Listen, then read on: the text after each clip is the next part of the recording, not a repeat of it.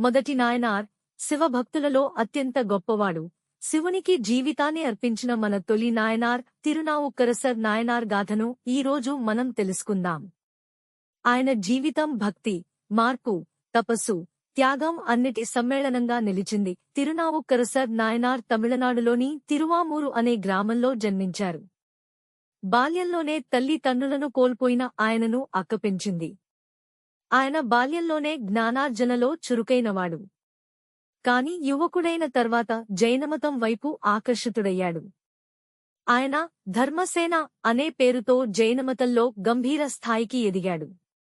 జైనమత గురువుగా కూడా వ్యవహరించాడు.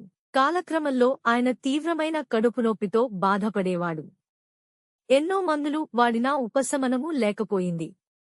ఆ సమయంలో ఆయన అక్క, శివ భక్తురాలు తిరునావుక్కరసర్ను తిరువాదిగే శివాలయానికి తీసుకెళ్ళింది. ఆయన అక్కడ ఉండి శివునిపై భక్తితో ప్రార్థించాడు. ఆయనకు శివుని అనుగ్రహంతో అంతరోగం నయం అయింది. ఇది అతని జీవితాన్ని మార్చేసింది. ఆ రోజు నుండి శివుడే అతని జీవితం అయ్యాడు.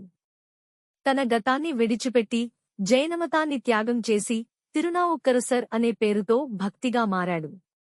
ఆయన ఆలయాలు శుభ్రం చేస్తూ, దారులేని గుళ్లకు జీవం పోస్తూ, గ్రామాల చుట్టూ తిరిగి భక్తిని వ్యాప్తి చేశాడు. తాను శివుని కోసం పాటలతో స్తుతులు రాస్తూ తేవారాలు అనే పేరుతో ప్రసిద్ధిగాంచాడు. ఆయన పాటలలో భగవంతునిపై ప్రేమ, భక్తి, తపస్సు ప్రతి పదంలో కనిపిస్తుంది. జైనమత గురువులు తిరునావుక్కరసర్ మారడాన్ని సహించలేకపోయారు. ఆయనపై అక్రమంగా ఆరోపణలు చేసి పీడించారు.